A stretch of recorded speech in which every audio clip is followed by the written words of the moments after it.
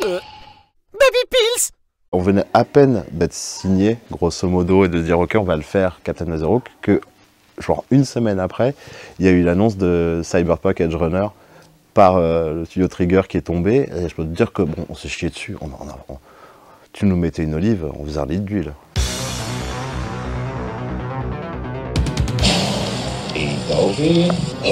T'as combien de plans en tout là? 423. Putain. Si on réussit à en couper 23, c'est pas mal. Vraiment, pendant la pré-production, t'es que dans l'anticipation. Et tu vois toute la quantité de trucs, et vu qu'on est encore en équipe réduite, t'es là genre wow, c'est pas possible. Ouais, enfin, je mettrais juste un peu plus de temps entre les deux quoi. Ouais, c'est cool. There were like differences as well, and I think it's those differences that elevated the project, right? Mehdi and Balak and the whole team at Bobby Pills have added so much to this project, to this story, to this world. It's evolved to a whole new stratosphere because of the hard work that they've put in and the passion that's been poured into every frame. Join us. Join the revolution. Je me mets près de la porte et puis vous m'explosez la gueule. Peut-être que ça verra, peut-être pas. Et là, tu peux avoir un moment genre. Un petit. Puis là, on peut basculer facilement vers la conversation. Il faut faire attention quand on travaille avec des potes. Ça, c'est tips number one, hein, parce que au début, ça a l'air d'être une super bonne idée. Enfin, n'importe quelle personne qui a fait un fanzine un jour dans sa vie avec des copains en disant ça va être trop bien, tu sais de quoi je parle. C'est du taf. C'est vraiment qu'on sente bien comment ils arrivent vers cette espèce de backstory dump ignoble, hein, disons-le. Mais de manière naturelle et que tu as envie surtout de savoir cette backstory. Quand je vois un truc bien qui arrive, tu sais, où je fais ouais c'est bon, on le garde, ça c'est parce que je suis une feignasse. Il dit c'est pas une feignasse. Donc du coup il donne des retakes. Bah je m'occupe du live du début et tu gères la fin. Il faut écrire les dials de ça. Ouais. Well, it's the first time somebody enjoyed my food that much, so thank you. C'est comme ça qu'on écrit beaucoup de dialogues sur Blood Dragon, c'est qu'on va en cabine et puis on invente. We have to do something. Après, je sais pas, hein, ça je vais soumettre l'idée à Mehdi et puis il va me dire si il aime bien l'idée du bol. Thank you. Sinon, ça sera même pas dans le making-of. Au revoir. You good? Yeah. End of the road. Perfect animation. This is final render. On s'est servi de la 3D principalement pour faire des économies, pour pas avoir des... On a un combat de robots, on a une scène de poursuite en bagnole qui dure très longtemps. On a reçu des tests de 3D. Je pense que c'est la folie, hein. Je les mets là. Donc ça y est, on a notre direction artistique. Et l'idée c'était tout de suite, ok, on va utiliser de la 3D et faire un rendu 2D, comme ça se fait beaucoup hein, dans pas mal de studios. Tu as des modules 3D. Et en gros, pour voir si, en sortant les modules 3D, en les mettant sous After, si ça rend bien. Voilà, donc là on est encore un peu en phase de test, mais en même temps, la prod avance, Edouard fait les persos, on a lancé les props, les décors. Il s'agit du mecha des Niji6. Là je suis sur la mise en place pour notre animateur qui arrive lundi. Je mets des rêves, je mets le rig comme il faut, je mets sa caméra, son BG, il a tout ce qu'il faut. Et là, il n'y a plus qu'à animer. Laserhawk, it's your turn. It's about damn time.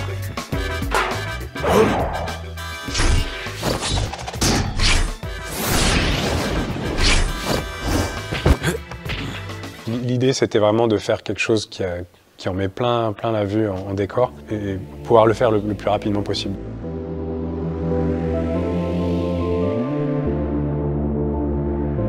On s'inspire vraiment de la manière dont les Japonais travaillaient pour faire les décors à la gouache, l'efficacité qu'ils avaient. Pour nous, faire la même chose en digital. On est parti sur un style assez impressionniste. On fait les décors au trait, de manière un peu lâchée, et ensuite on intègre cette passe dans la couleur. Ça permet de gagner du temps et ça donne un côté un peu lâché, moins contrôlé. Enfin, là où on focus avec la caméra, on va détailler. Sur le reste, on peut rester très loose, quoi. Quand on regarde de près, on regarde vraiment cette ligne qui est pas trop nette du coup. Et ça nous aide à vraiment l'intégrer, l'utiliser dans la phase de couleur, quoi.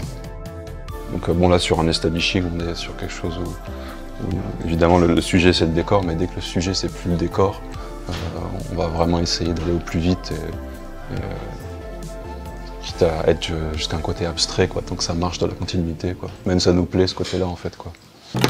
Ah oui. Mais c'est pas amateur de perdre de l'argent? Non. Bah oui, ah.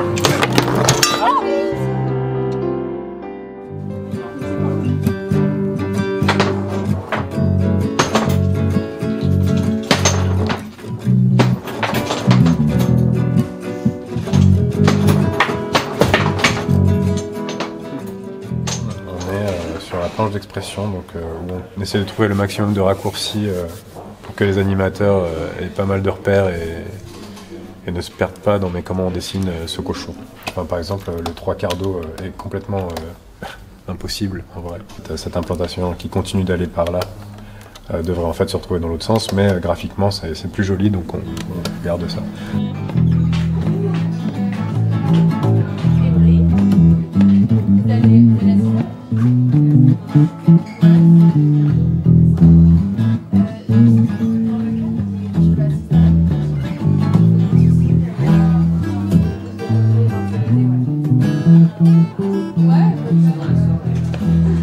Un prédépouillement des refs décors pour que l'équipe en référence décor ligne puisse savoir quel décor ils doivent designer avant que le gros des équipes travaille. Ça va servir de base pour ensuite créer le décor de tout l'épisode. Là par exemple on a une vue de profil, on comprend bien les dimensions des personnages par rapport à l'action et voilà. Ça permet de situer et ensuite ça va permettre de faire tous les angles qui vont découler de cette même vue.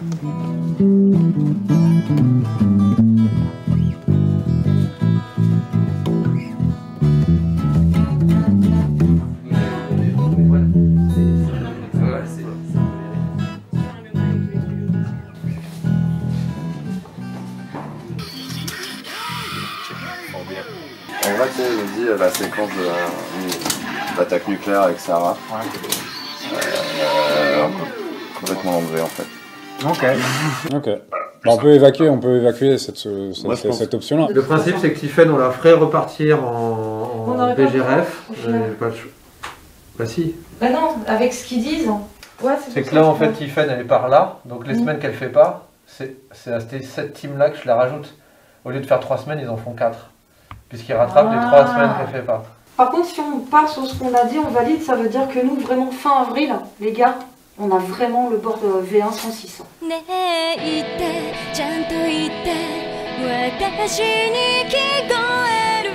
C'est la première fois qu'on a une série où on a autant de gens en même temps. Mais en fait, c'est la première fois où plein de choses sur cette série. Donc, il y a plein de... voilà. Et donc, la gestion de 70 personnes en même temps, ce sera une très grande première. Et je pense que ça va être très difficile. Donc non, le projet plaît bien, donc c'est vrai que ça aide. Il y a pas mal de... On a pas mal de gens, mais après on a aussi pas mal de refus, comme je te disais, par rapport au dispo, parce que c'est plein emploi et donc voilà quoi. Je viens d'appeler Louaï, tu sais Benaba. Ouais. Le truc c'est que là il est pas dispo pour faire du posing, parce qu'il est parti chez GSBC pour faire de l'anime fixe. Très bien, bah merci. Ok, bon. Le recrutement. Trop de projets, trop cool à Pau.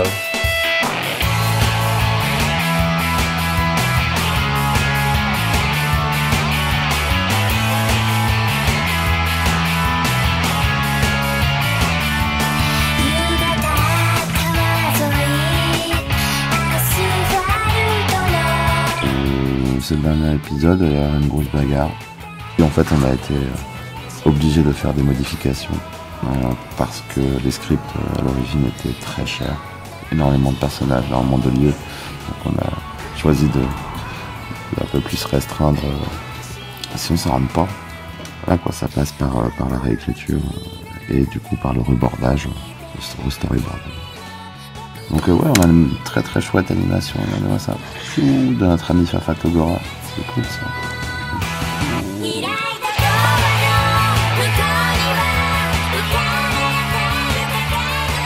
J'ai fait 2 semaines pour essayer de tester des choses sur des plans d'animation de Blood Dragon pour essayer de prendre au mieux certaines décisions du pipe.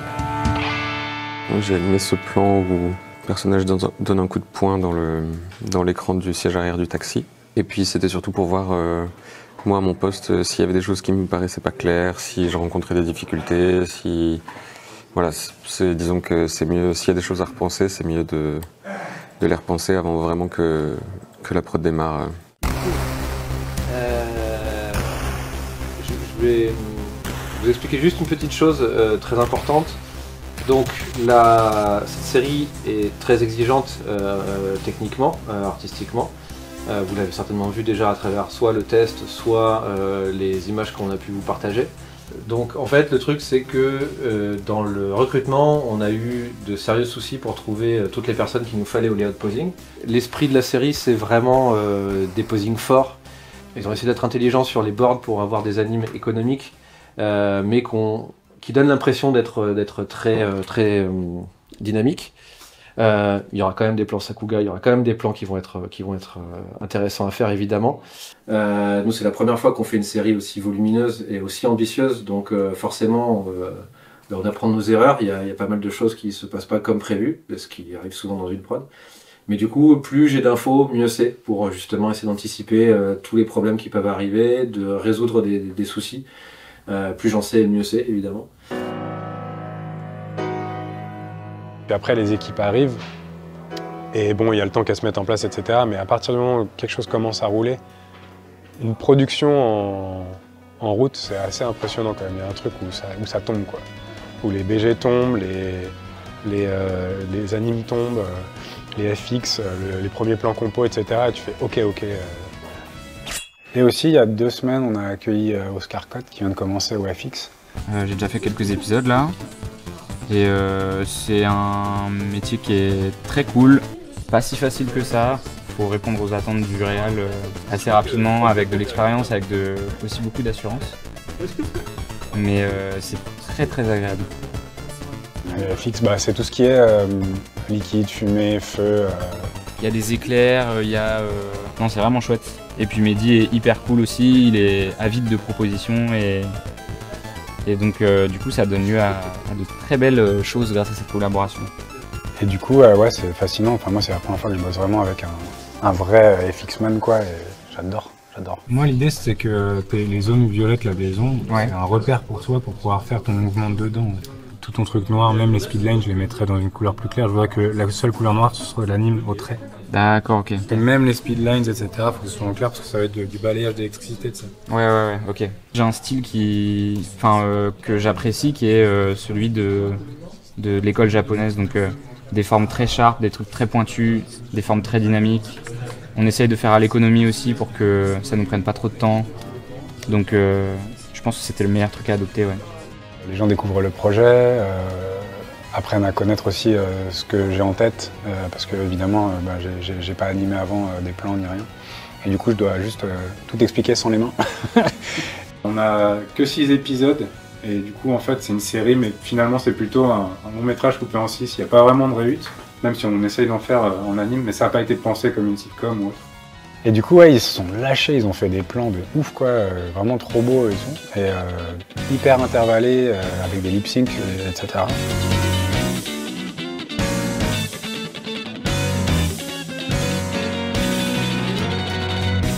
Et du coup, ouais, là, malheureusement, on n'a pas le temps et l'argent nécessaire pour faire ça. Et du coup, c'est choisir de où mettre l'effort, où mettre l'énergie, que sacrifier. Et c'est pas facile de traquer tout le monde et de leur dire « Non, pas là, ici ». C'est vraiment... c'est comme le solo de guitare dans un morceau de rock, si tu veux. Enfin, si tu mets juste un solo de guitare pendant tout le morceau, au bout d'un moment, t'en peux plus, quoi. Alors que s'il arrive au bon moment, c'est trop cool. C'est un peu ça, quoi, essayer de garder cette espèce de recul.